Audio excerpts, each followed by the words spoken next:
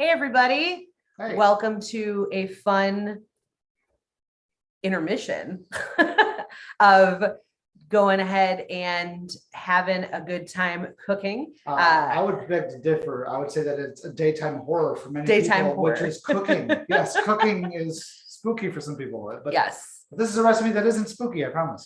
Before we get into it, let's go ahead and introduce ourselves, Mike. Yeah. Hey, hi, I'm Mike Tomasek. I also go by the nickname Hollywood.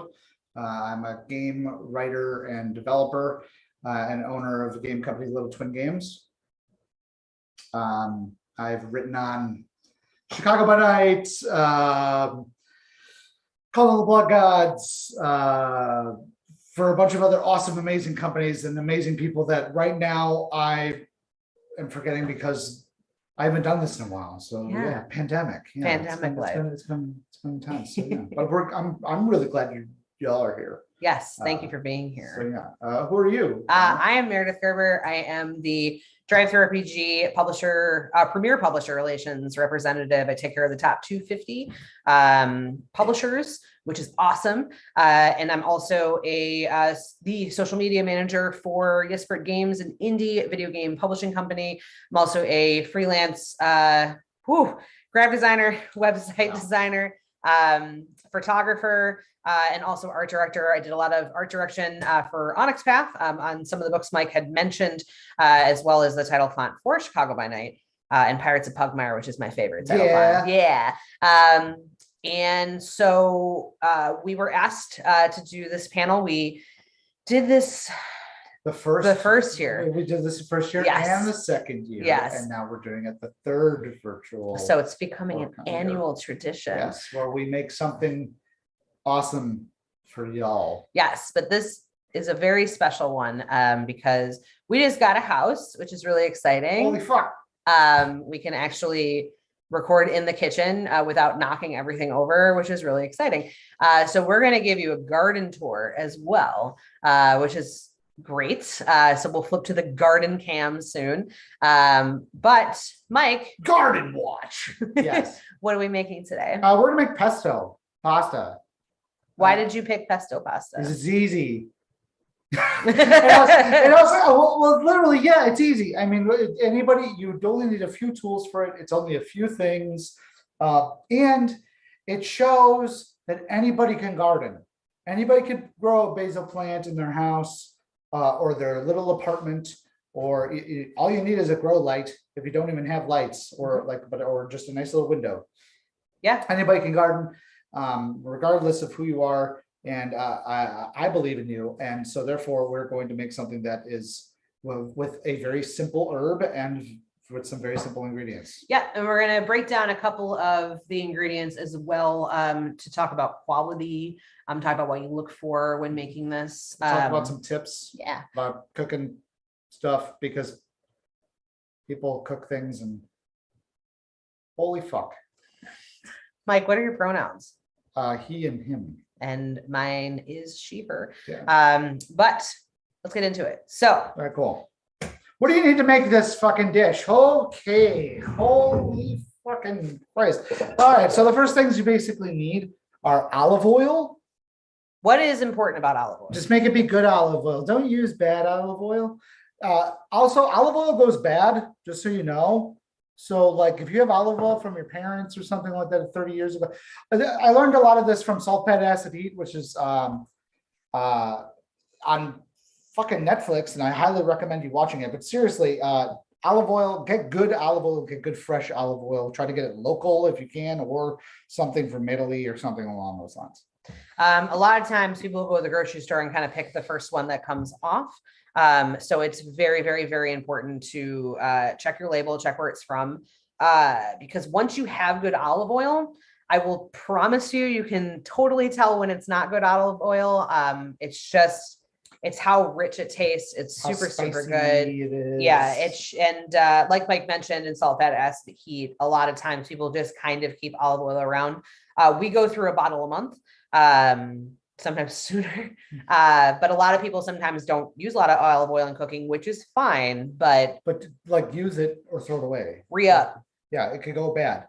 Another thing, your next ingredient, pine nuts. So here's the thing about pine nuts. It's kind of a rare thing for certain places to get pine nuts. You can use just sunflower seeds. Mhm. Unshelved. We're gonna grind these up today. You can and you're gonna see how you make this stuff. It's very easy, but you could use sunflower seeds if you can, because like so you can find sunflower seeds anywhere, you know. But pine nuts, you can roast them a little bit too if you would like before this process. We're not going to do that today because I like the like meaty umami flavor that raw pine nut gives. Yep. But do with that as you will.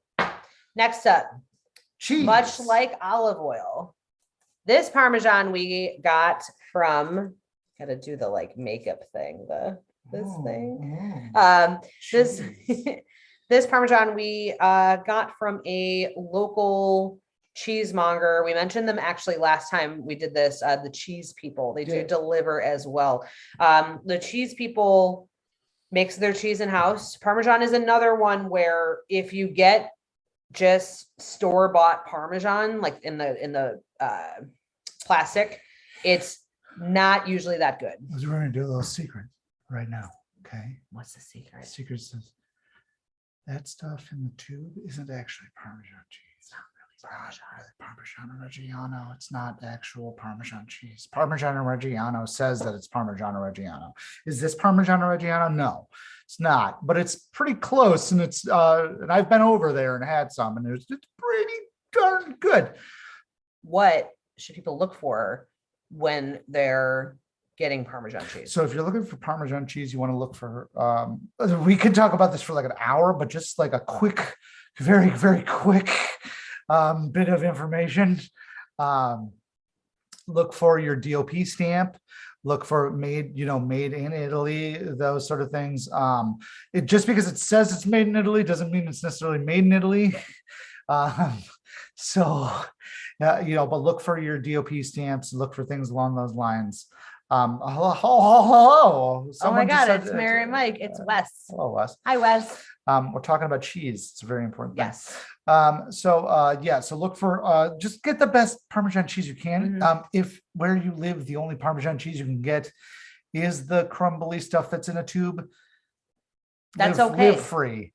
That's okay. Do you live mass? Yeah. But that doesn't mean you can't do this. That's bullshit. That's the thing. Cooking's for everyone. Fuck that noise. Cooking is for everybody. And it's important because although quality ingredients are great, it tastes better, it has better mouthfeel, everything, but it's okay if you have to get the tube. But if you're at the store and you see like a ton of different Parmesan cheese, get it. Really, just try cheese.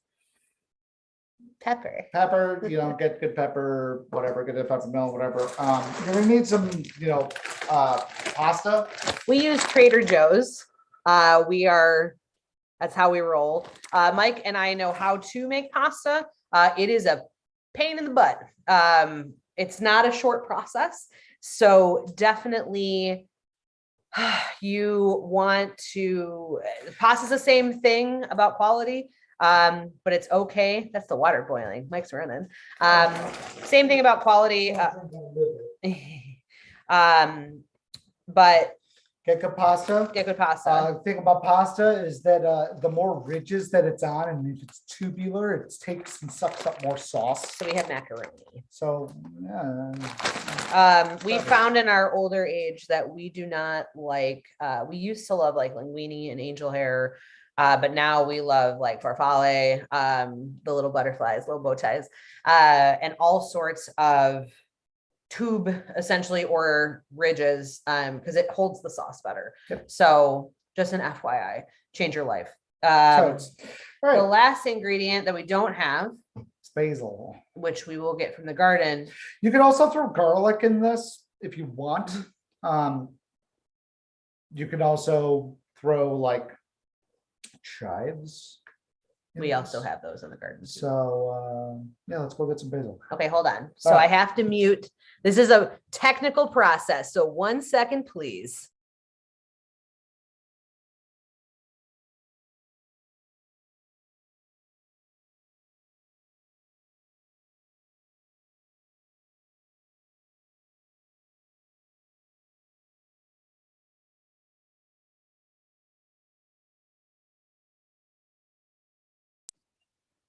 start.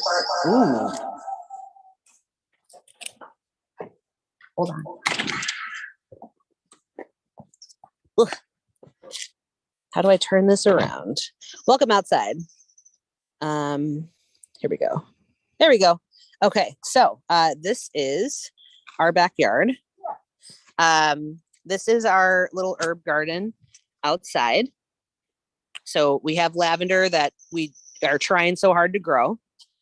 You tell everybody about the garden. I have to get the stuff. Okay. Let me also check the chat to make sure that Ian hasn't said, hey, maybe you should turn on your audio. We have some cilantro, some sage.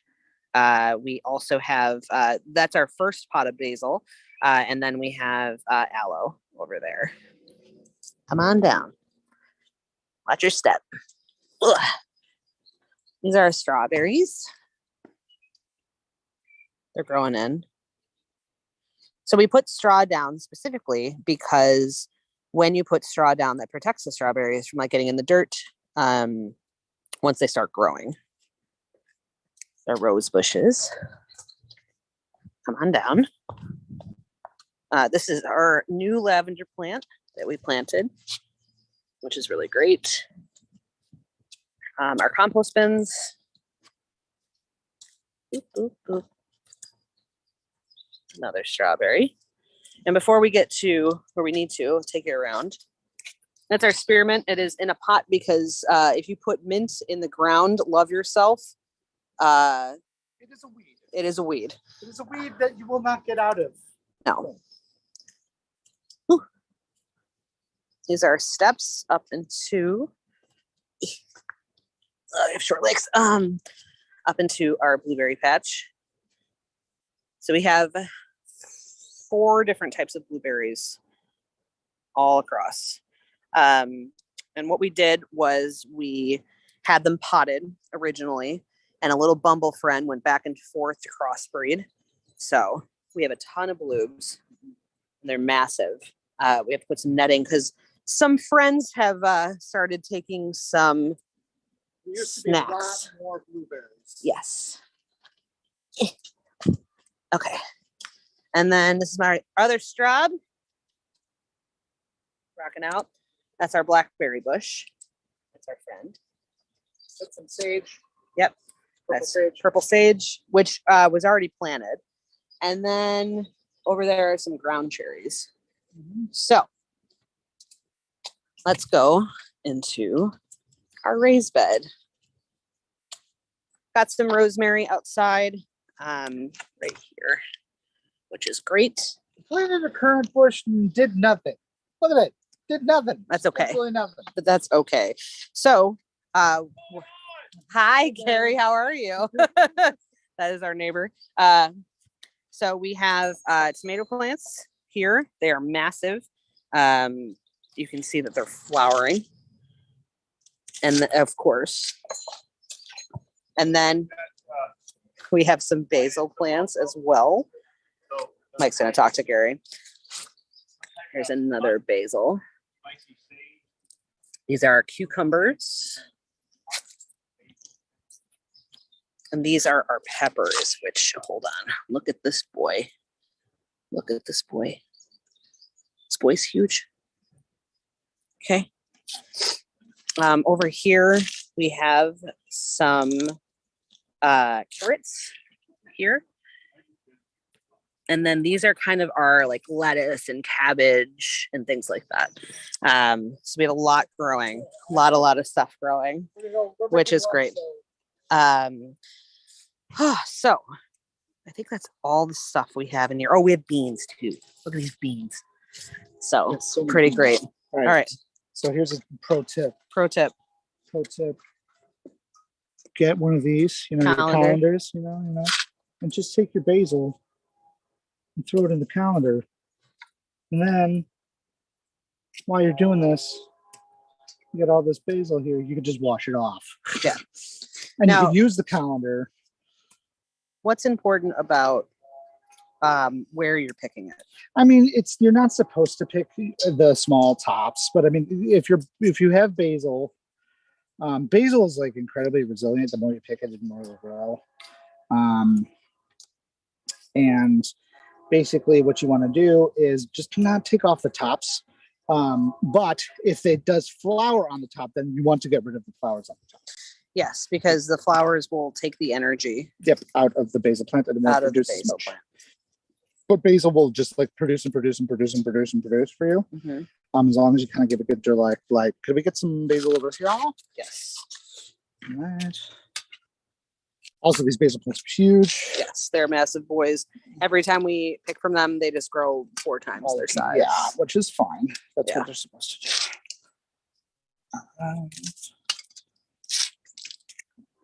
How much basil should people get? You know, how much people are you serving? It really depends. There's no wrong way to make pesto. So, like, don't overthink it too much. Yeah. Like, it's fine. But, like, just get enough to get it going. This is, like, enough. So, like, 2 cups, maybe? Okay. The more, the merrier, really. Yeah.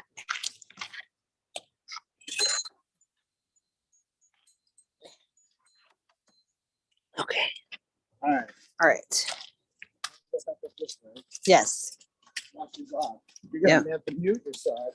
Yeah. Well, I'm gonna have to close my. Yeah, I'm just gonna leave. I'll leave the chat. Right.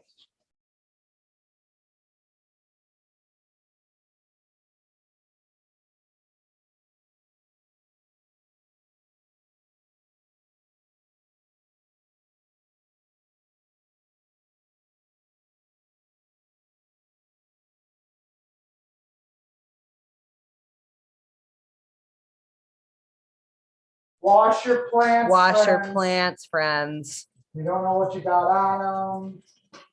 Sorry, we were muted for a second. We do have a gnome we love very much. Yes, the gnome is very important. Yes.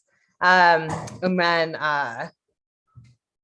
yeah, Wes says this is the content I crave. So thank you. I'm glad that this is the content people crave. So the first thing we're gonna do, whenever you're ready. Yeah. Oh, Meredith's gonna grate cheese. I'm gonna grate cheese off screen. How much cheese do you need? The ancestors will tell you how much cheese you need. The ancestors will tell you when you're done. Parmesan cheese is fucking delicious. Use as much as you goddamn well want. Mike always yells at me because I eat the Parmesan cheese. It's so good. Yeah. All right. I'm gonna do this off screen. So what we're gonna do is I'm gonna take this fucking ninja blender over here. Make sure you mute before you do that. No, I'm not. I'm not gonna mute anything. There's a full force blender, just right in your face. And it's far enough away where I don't think you will actually be able to hear it. And I'll talk about it too. You're just gonna pulse these nuts. It's not that big of a deal. Okay, so I got these pine nuts. I'm just gonna throw these bad boys in there because you can do a little goes a long way. I only had about like a fourth of or about a third of a cup. A little jar like this will go you a long way because these nuts are very expensive. These nuts. All right. Family show. This is not a family show. It's a horror convention. I can do what I want. All right, so let's pulse just these up. You want to get it on? I'll bring this over. What's wrong? It doesn't work. What do you mean? Oh, I gotta turn it on. That would help.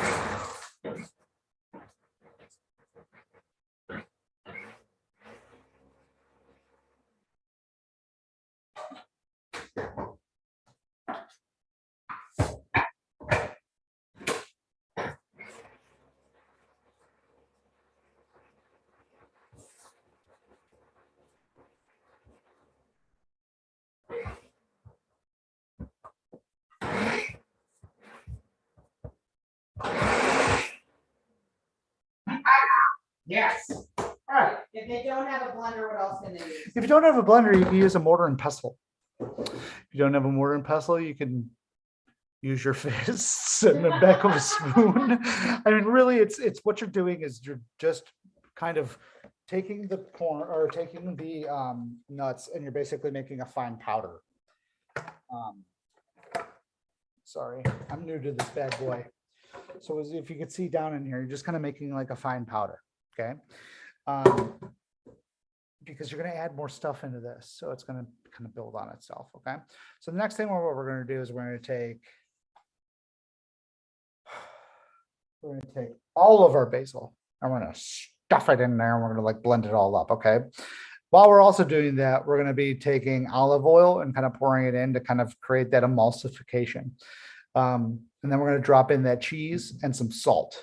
Now, if you were doing this with a mortar and pestle, you would want to do this part first, and then you would want to take coarse sea salt or just coarser salt, throw it in the mortar and pestle with you, and then throw the leaves in and start hitting it really hard with a mortar and pestle, because the salt is going to start ripping apart the basil leaves and it's going to make it look really, really, really cool.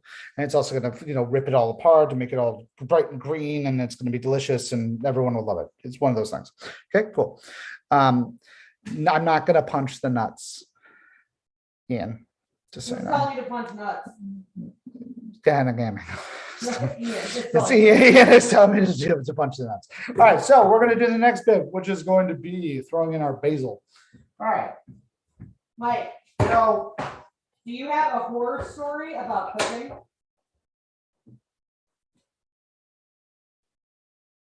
maybe. Okay.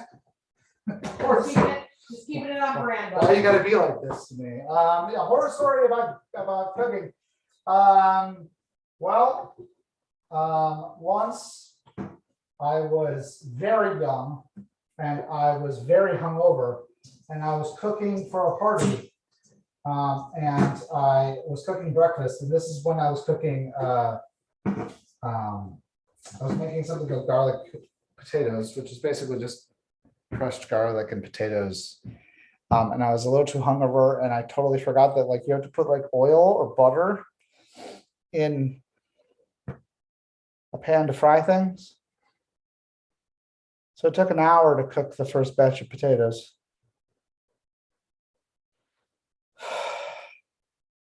It was horrific. All right, moving on. Why did it take an hour? Because I didn't have any freaking fat in the pan. You need to cook things with fat. There you go. Moving on. Why is fat important? Because it's what makes the emulsification or the Meredith food. It cooks the food. There you go. So yes, you could do it, but it would take a really long heat. It's a long time. All right, moving on. Basil time. I think I got enough. Have you gone with the gods? I did half of it, so. That seems about right. Ooh, how do I get this back on? It's fun. It's like a puzzle. It's like a puzzle. Well, I'm gonna talk to you about the rind. All right, please do. So a lot of times people will have Parmesan cheese, essentially, and they'll get to the rind and you can't really grind it. Keep this and put it in soups. It is fan-frickin-tastic. I think my horror story. I didn't learn how to cook until much later in life. One of the things that helped me cook was Jamie Oliver. And because Jamie Oliver does 5 ingredients or less. So if you're ever trying to get into cooking, I highly, highly recommend checking out his show, which I believe is on Hulu. I think it's on Hulu. Jamie Oliver's great because they'll also, if you go to Jamie Oliver's website, it'll say this recipe super easy, this recipe super difficult. But I've done some really impressive things. But before Jamie Oliver, I was really excited because Mike loves Southwestern soup. Can I pulse this? I'm going to mute it. Okay.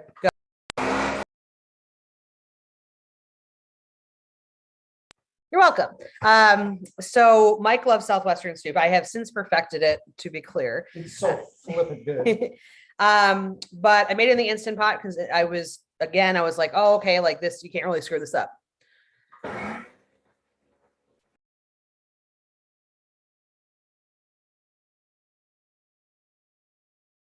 So because you can't really screw it up, I'm putting the ingredients in, and I put the black beans in. I'm done muting. I'm just done muting. It's just not going to work. But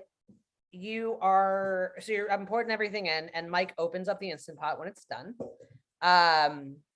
Ian tells me it's not that loud, so I'll stop muting. All right, Great. So It's black. The Southwest the Southwest soup is black. It is pitch black. Yeah, which is not.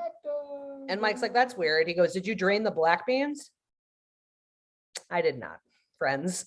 When you are making a Southwest soup or chili, make sure you drain your beans because I did not. So that is my horror story. So what did I just do? I put in a bunch of olive oil in with these basil leaves and emulsified everything together. So that's where we're at right now. Now what I'm going to do is I'm going to take this in there. And now it's also time for the macaroni to go in there. So let's have a talk about macaroni. Or noodles, okay? If you are cooking noodles, your noodles are going to stick together in water that's boiling, right? Oh gosh, how can we fix this? Oh, it's so easy. Just put some olive oil in the water. That's it. That's it. Also season your water. Your noodles need seasoning. Throw salt in your water. Holy fuck. Please put salt in your water. Okay. So what am I doing? I'm opening up this bitch. Oh, that's hot. Where's the TD? Also, take your top off of the pot when you put in pasta because it could boil over and that's really dumb. You can also do the spoon method thing, but that's just too much work. And I don't want to steam my wood spoons. No. It's fucking weird. Yeah. So take a bunch of olive oil. I'm gonna do that, like, whatever. Go with God. And then salt your water. Whatever the ancestors tell you to do. And then this says to boil for 10 minutes. Okay. Sick. Timer.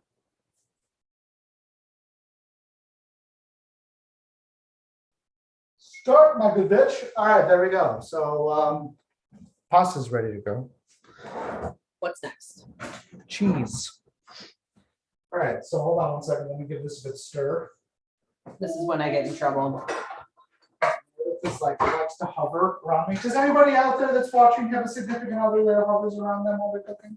Is that a thing? Is that a thing for you? Sickness and in health. Meredith, why are you eating the cheese? Please stop eating the cheese. Because it's delicious. It is delicious, but I need it. Okay, please give me the cheese here. All right, so we're gonna do that. All right, if you want, you can kind of like look at. Actually, I'll bring it over. Yeah, bring it on over. All right, so this is kind of what it looks like right now. This is just basil. Looks like pesto. Just basil, olive oil, nuts. These nuts. Okay. Stop. Okay. And I want to put the cheese in. Oh man. I just want the people to know about these nuts. The people are aware. People need to be aware of The people have nuts. accepted. I'm glad that people have accepted these nuts. Yes. Oh man. So Mike, to keep on brand with what we're doing, I'm trying to look at That food is important for storytelling. food is very good for storytelling. Yeah. Anybody who's making horror, or anybody do any good horror games or anything like that? Yeah, like we would love to hear about it. Yeah, hold on one second. Okay.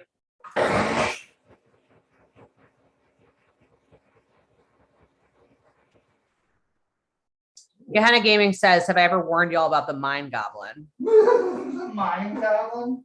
J.O. Sullivan says, mine is a former chef and I'm rarely allowed in the kitchen. Ah, really? You should tell them, fuck off. I deserve to be able to cook food. I'm sure your significant other is very wonderful. I think it's an important thing for every human being to have the ability to do. We also come from an Italian-American family where we kind of crowd in the kitchen. That's actually the place you hang out. You get out of the chef/cook. They're out of their way, but you definitely want to, I don't know, like for us, it's anytime we go to parties and stuff, obviously pre-pandemic, when we would go to like family parties and stuff, you kind of just loiter in the kitchen. Hold on, sir. Okay.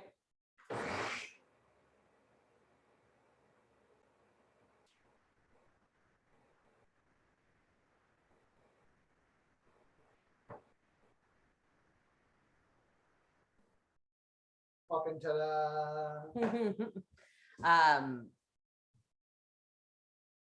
Also, yeah. Loitering in the kitchen. Yes. Loitering in the kitchen is Loitering good. That's in the also, I feel like, a Midwest trait as well. I don't know. I mean, do other people, other than the Midwest, is there any people that's not from the Midwest that do you loiter in your friend's kitchen or in the kitchen? I find it to be a place where you're supposed to loiter. Yeah, you chit chat. Yeah, like I don't know. Anyway, point is, I don't have my seeing room. yeah, your seeing room. Yeah. But so, Mike, how have you used food in your games? Well, I mean, so most of the games that it's ever come up in is well, the idea of hunger with vampire.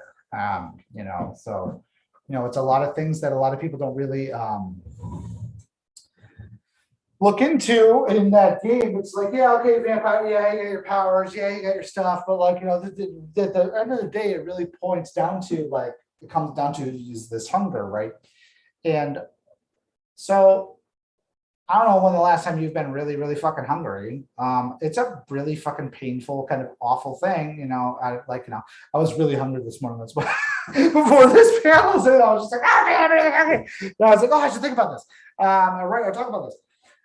It was just a thing that was like, oh man, it's a part of that horror. And so, those sort of feelings need to be brought up in gameplay and in game development and things like that. I think it's an underutilized feeling, food and food horror. I know there's a lot of there's some stuff you'd have to sensitivity that you'd have to come around with food disorders and things along those lines. But I'm sure that within like Fey ideas within and like the stories of eating something of the Fey world and being trapped there, or like things like that. There's tons and tons of ideas about food that you can bring into your stories and bring into your into the sense of horror, because food is life. So what is the exact opposite of that, right? I don't know. To make that up, think about it. I don't fucking know. I think for us too, we have a weekly tabletop game. Right now we're going to be doing Death in Space from Free League. Gehenna Gaming says, me just smacking food out of people's hands every time Faye come up in a game. J.O. Sullivan says, cooking food and alternating the color is always fun when feeding people before or after a horror game. Oh, yeah. Yeah. If food also browns people, that's always a great thing for people. Yeah. This is what the pesto down looks like. Yes. Bring it up. Well, hold on. I'm trying to not splash it all over the blades. So here you go. This is our pesto. That's it's very easy to do in a blender. You're just looking for that kind of emulsification of everything. Give it a try. It's a very easy thing to do, and you only need a few kitchen items for it. So that's something to think about. Yeah. Also, too, I was going to say that food's good for. We have a weekly tabletop, and we usually cook dinner for them, at the start of games, so that they can eat. Because we usually are at 7:30 usually. Yeah. So we're getting to dinner time on that. Mm-hmm. It's also good to just have meals with your friends. Yeah, it's good. It's also good for, as Mike mentioned, grounding. I know that there was a panel that talked specifically about like safety tools and things like that, and having that be part of it, when you're decompressing from a horror game. I know that Mike and we usually, after that type of stuff, tend to watch something goofy. Yeah. And eat something. But you'll find your own way with your players and things like that. And so that's really important. Yeah. Also, use your safety tools. Mm-hmm. Don't be a piece of shit. Use safety tools. Safety tools are a wonderful form. There's tons and tons and tons of places to find them. Monty Cook Games has a free one on drive-through. That's like a checklist. And then of course, Gehenna Gaming has a super in-depth one, and it's so well done. Yep. We've played in Gehenna Gaming. Hold on, it's Gehenna Gaming games before, and it's one of the best. So that's something that is always important too. So I always love that. Be safe with your friends. Be safe with your friends. Don't be a I dick. also love Stars and Wishes. Not a lot of people talk about Stars and Wishes. Are great. I brought that up with our D&D game on Mondays with our friends at Foreteller Games, where at the end you talk about Stars and Wishes. Yeah. So like, Could you tell what stars and wishes are, dear? Stars and Wishes are, so stars are, you talk about like the stuff that was really, really cool. This is also a great trick for your GM as well, because you can talk about how cool your GM is. If you're a good storyteller, you should be using tools like this. I'm sorry, it is an important thing to recognize as a storyteller that we should always be getting better at our craft. Yes. So there you go. So stars, like if Mike and I play in a D&D campaign, right, I would say, oh, I really liked when we went into the Feywild, you know, and I really like this NPC. This also helps communicate to the GM as well, what you like. And then wishes are saying like, hey, I'd like to see more combat. Or it could be something as large as like, I want to dive more into my backstory. And so you tell that essentially to the GM and the players as well. It's amazing what communication can do. It's wild. And Stars and Wishes just make you feel good because like you get to talk about like all the fun stuff. We are big fans of Stars and Wishes in this house. And there's other names for it, but it's one of my favorite. Just, and like I said, it's alongside, they usually find like kind of like printouts of it. It's alongside the X card. It's alongside all sorts of different safety tools. So if you're not using Stars and Wishes, I highly recommend it because it's super fun. And it just, again, makes everyone feel good, which is awesome. Mike, if you had Yes. an exorbitant amount of money, Yes. okay, Yes. and you invited your friends to like a tabletop weekend, what would you run and what would you cook?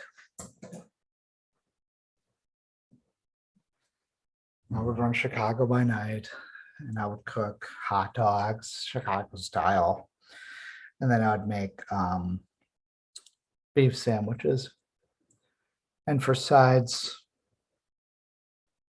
probably some like fries or some shit. I don't fucking know. Yeah, that'd be good. That's good. Yeah, that'd be good. Let's make some, let's pour out some pasta, by the way. Yes, this is an important moment. All right, so y'all, when you're making pasta, a lot of people use colanders wrong.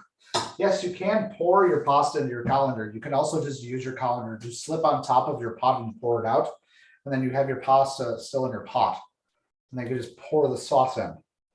Another good important thing to do with this, and a lot of people don't realize this, is take a mug of your pasta sauce, just a mug of it, after you're done cooking your pasta, and just hold it off to the side. Because holy fuck, does this make pasta awesome. And I know that everyone was like, oh, Bon Appetit was like, talked about that first. And I'd be like, no, my Italian grandma taught me this first. So a lot of people's Italian grandmas taught them this first. A lot of people's grandmas, regardless of what nationality they are, told them, hey, noodle water is delicious and should be splashed on your food when you're done with it because it creates a glossy effect and it also makes it taste better. So there you go. All right, so just be careful because things could be hot. All right, I need another. I'm new to this kitchen. Do you know where the other towels are, dear? They're up there, right? Yeah. All right, cool. Yeah. All right, Halloween things going on. All right, so take that like so.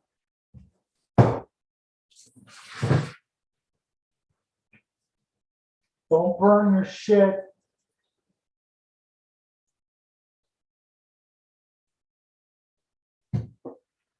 What you could say is you could just say, if you wanted to, you could even power game this and just save a little bit of water in the bottom of your pot so you don't have to hold it onto a cup.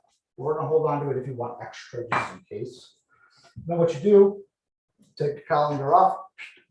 You didn't have pasta just ready and set to go. And all you got to do is just pour this bad boy in there. Get yourself a little spatula. Pour all that in. We got Mike a spatula this year, and it has changed his life. Not like I've always had spatulas and like wooden spoons and stuff, but like one of the like cool plasticky ones, they're very nice. Yes. They mold to things better. Mm-hmm. Does anybody here have a favorite like cooking utensil? Oh yeah, we should probably talk about like the knife in horror, like the kitchen knife. I can't believe we've never talked about this. What do you mean? Like the classic kitchen knife. There's like Halloween-esque, horror, like slasher film horror. Like the kitchen knife has become, synonymous with like horror. Yeah. And it's a kitchen-based item that we use all the fucking time, Yeah. Right? So it's like, and every time, I don't know about y'all, but every time I pick up a kitchen knife in my kitchen, I'm like, part of me, just a little part of me is like, Jesus. it's coming. Oh my gosh. That kind of thing. All right, so what you're gonna do is you're just gonna pour it in. You're just gonna give it a good mix. There's some pasta water already in there, so it's gonna give it a good glaze.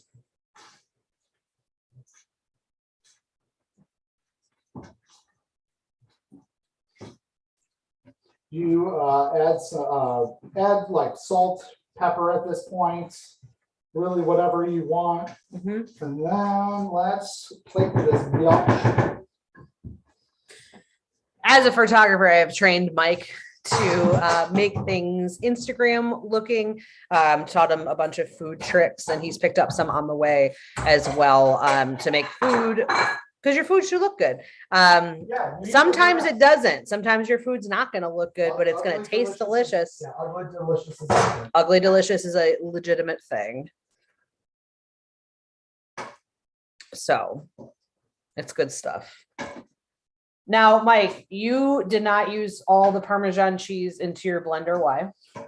Yeah, I should have said that. I should have said that I saved some. My apologies if you at home just used all of your Parmesan cheese. Thankfully, you can go to the store and get more. It's an amazing thing. Save some afterwards, because what you could do is you can put some extra on with some fresh cracked pepper and throw some extra cheese on there. Throw some extra olive oil if you want on there. That would open it up a little bit. If you have like really spicy, good olive oil that you want to really show the flavor of, or really good cheese, all of this is kind of like, if anybody tells you that this is the only way to fucking make pesto, or the only way to make Italian food, or the only way to make something, they're full of shit. There is no such thing as authenticity in food. Every family has some sort of recipe, regardless of where they are from or where they are, that it is authentic to them. And that is what matters. So if you have something at home that matters to you, that is a special dish that is authentic to you, then that's what fucking matters. So fucking, you want more basil or less basil, or more cheese or more olive oil or whatever the fuck, just put it in there. Mike and I, for example, my family is Calabrese. Mike's family is Sicilian, so our red sauces are completely different. They are made completely different, and it's cool, because you grow up so long being like, oh, my grandma's red sauce is the best red sauce, and then Mike does it completely different, and it's still good. It's still very, very good, and that's important.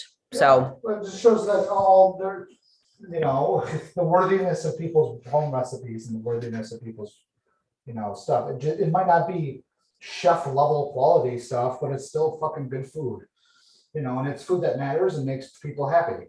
So fucking cook, for your friends, and cook for other people and shit. Mike, usually what will happen is a lot of this will be leftovers for tomorrow's lunch. Mike usually will make double make food, essentially, where we'll have some for dinner and then some for lunch. And it does keep for a couple of days. Yep. It's actually pretty good. I'm a weirdo and I like cold pasta after it cooks, because it's like a little pasta salad. And that pesto you can put in a jar and throw it in your fridge or your freezer. So Oh, let's do some little cracked red pepper or cracked pepper on it. You also put cracked red pepper on it too if you want. So fresh pepper. Fresh pepper. It's the fresh pepper song. If you want to be really fancy, you can put basil leaves on top of it. Yeah, basil leaves on as top. well, which is really, really good. Yep. Yeah. So, Mike, what is your favorite dish to cook? Oh, What's your absolutely favorite dish to cook? my favorite of all time. Mhm. Well, is either my red sauce or hamburger soup. Mike, tell the lovely folks at home what hamburger soup is. Stop eating my pasta. I thought that was your bowl. I'm sorry. I made a mistake. I apologize. Is this your pasta? No. Or my pasta? Which Or way? I don't care. Whatever, it's fine. So you're eating from both of the pots of pasta here. That was a little ridiculous. No. Yeah. Sorry about that. Go ahead. Oh, it's delicious. Look at that. Yeah. What? So tell the folks at home what hamburger soup is. And hamburger soup is basically like you get chicken broth or beef broth. Really? Any broth is fine. But you saute a bunch of this is a really good dish for like game night. It's cheap, it's filling, it's good. Get a big pot, throw in a big thing of hamburger, grill it, grill it down, leave the fat in there if you want, or take it out, whatever. I leave it in there for flavor. I think fat is good and should be in soups and things like that. Roll that down, throw in a bunch of onions, celery if you want, a can of crushed tomatoes,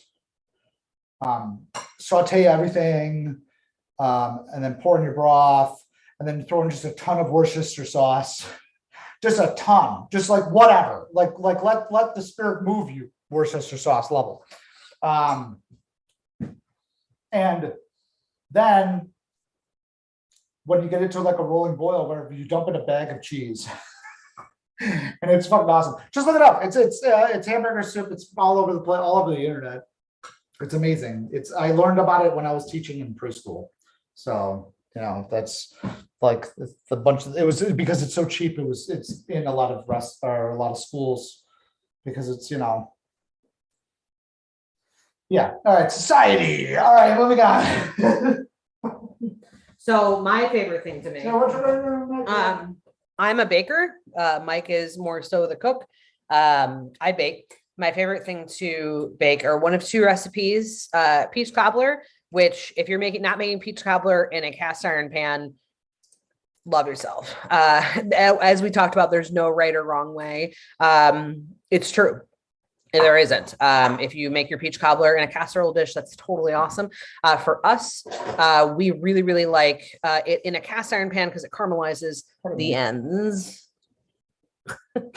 That's where silverware is. pasta with a spoon. You're not weird. Don't fall. Are you okay? Yeah, fine. Yes. Baking in a cast iron is life-changing. As Gehenna Gaming said, a cast iron is one of the most versatile tools that you will ever come across. You can do so much with it. I also make lemon olive oil Oh man. pistachio cookies. They're a process, but they are super, super good. It's one of my favorite things to make. So yeah, that's what I like to make. Now you can see down the way. I don't know why you turned it towards me eating. I'm so hungry. This is so good. You don't Wes, want to see me eat. You What- don't want to watch me what I do. Okay? Wes says, working in culinary, it has become impossible for me to make food for only two. I can only make single dishes or banquet style. That's kind of how it happens with us. We always have leftovers. But I've gotten pretty good. Luckily. Gehenna Gaming said a cat. Yeah, there's cats. We have Banjo and Noctis. We have Banjo and Noctis. Who are apparently were around. But yeah, so yeah, and the thing too that's so important about cooking is we find simpler recipes too are the best recipes. Mhm. You can never beat a peanut butter and jelly sandwich. Especially if it's got really, really good peanut butter, really, Yeah. really good jelly, and really good fucking bread that you made. Banjo was on a chair over. Oh, hold on. There he is. There's Banjo B. Is he being He's being an old man sitting in the chair by the fire. Chair, yeah. Yeah, that is our living room. Yes, Mike painted that green wall.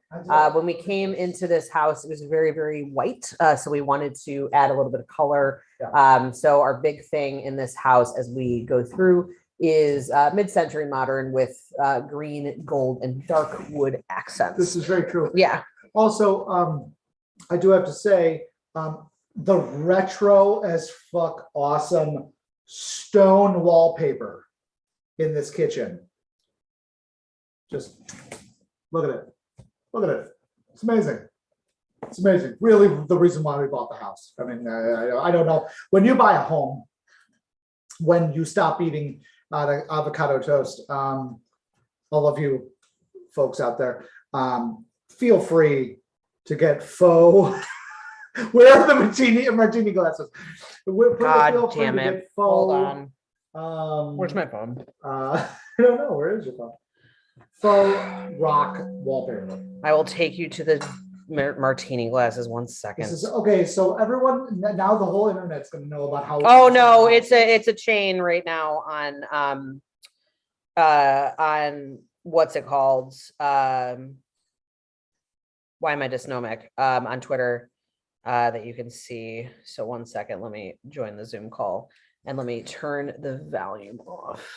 Mute. Okay, 1 second, and then we're gonna mute. Where's my message with Gehenna Gaming to take me to the Zoom? Boop, boop, boop. So there are two things in this house that our friends are actively trying to get us to keep. Well, one we're going to keep, which is above us. Hold on.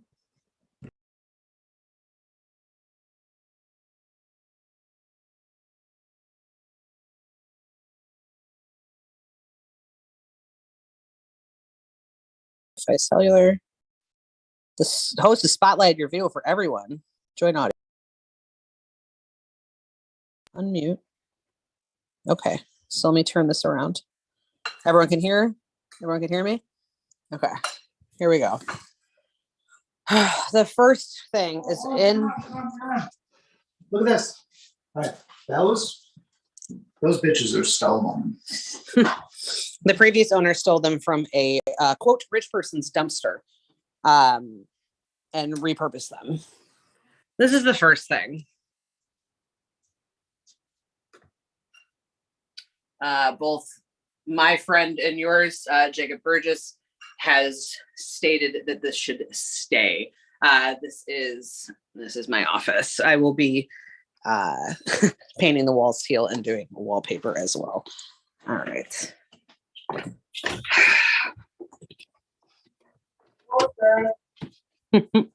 Okay.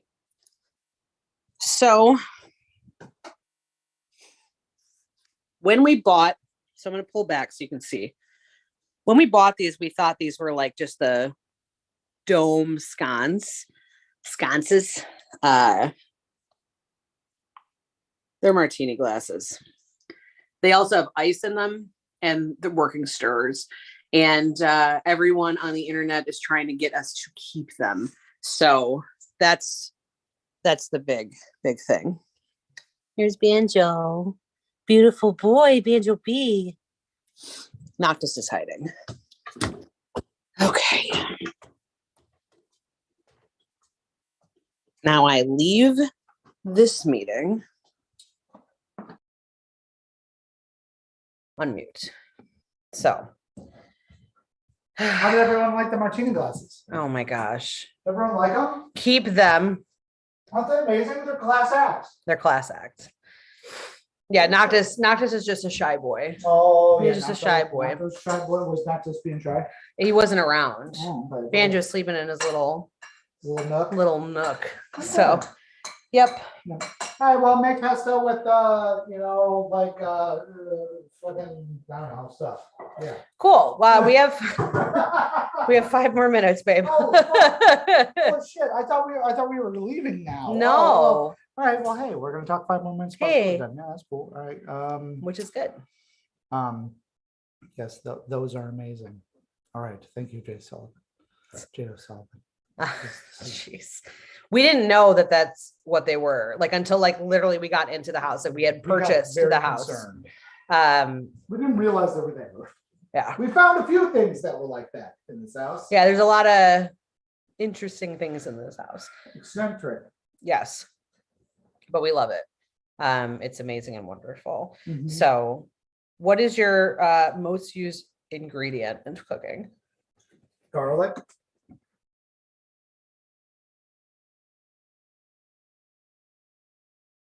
Olive oil. Oh, I'm sorry. I was like, no, I was just let that coast. I mean, that's the answer. I mean, I use garlic in basically all of my dishes, but I mean, like, because it's amazing. Garlic is delicious. It's also got good bennies for you as well, which I really Yeah, it's appreciate. good for everybody. Oh, Jay O'Sullivan, thank you for the invite in your lovely home. Heck yeah, Jay O'Sullivan, thanks for being here. Mhm.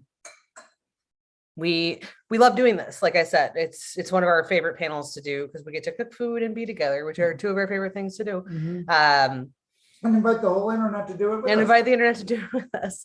Maybe how many light switches have you found that you don't know what they go to? Oh, okay. So the previous owner was very, very sweet. She was a real estate agent and also a interior designer. Mhm. So she actually posted notes on every single switch that went to different things that we didn't know. So we knew everything Mhm. about our house. We knew everything about it and where it is and where things are. It's really, really close. We were very lucky. We were very, very lucky.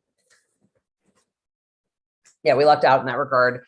And we absolutely we have 4 we don't know what they do and 1 outlet that isn't wired up. That sounds about right. Sounds Yeah. about right. So you could always rip out that outlet. You know, those outlets, those wires. I mean, you can go to like Home Depot and putting in. I know that it seems daunting, but I mean, putting in a new outlet is actually not that hard. I highly recommend the YouTubes for most things, but Call a professional. Of course, you'll call a professional, but you can do it if you could turn off the power in that room. Then you can change your outlet. Yeah. Which is a thing that I learned. I was like, holy cats! It's like just kind of hooking up some wires. But yeah, definitely call an electrician to come check that out. Of course, because that like safety first is that goes without saying. most important. But if you are feeling dangerous, yes, don't feel dangerous. That's the point. Oh my gosh, little, jeez. But yeah, maybe next time I'll bake next year. Yeah, I've cooked for the last 3 years. Yeah, we cooked a pizza. We cooked. What did we cook last time? A pizza? No, 2 times ago. I can't remember. It's been so long. There's been a lot of things that have happened in the last 3 years. Yeah. All right, everyone. But yeah, I think maybe we'll bake next time. Because that would be really, really fun. And then I'd be the focus, being like, here's some peaches. And I'd be like, oh, do you know what baking is? I don't. Mike bakes very good bread. He's Sometimes. lying. He's a very, very good bread baker. Thank So you. we have 1 minute. So Mike, where can people find you? No, Find more about you. Mike is not on social media because he's smart. But what is your website? Fuck social media. I got off all of it. You can find, if you would like to reach out to me, you can email me through my website at mftomasek@gmail, or well, that's my email at gmail.com. But it also goes from my website, mftomasek @.com. That kind of deal. So. Yes, you can check me out at meredithgerber.com. You can see my photography, my graphic design, my website design, and my art direction. And then I am on one singular social media, that is Twitter at Meredith Gerber. And I stream on Thursdays at Usprid Games with Jacob Burgess, who you probably have seen in actual plays, who is my friend and yours, and friend of Gehenna Gaming. So Thank you so much for joining us. We had such a good time making food with you and Yeah. showing you the garden and our new home. Yeah, eat some food. Yes. Did you eat? Did you eat? Did you eat today? You should eat. Holy fuck, you should eat. All right. You're We will wasting see away. you soon. Holy fuck. Thank you so much Did you for get into being here. college yet?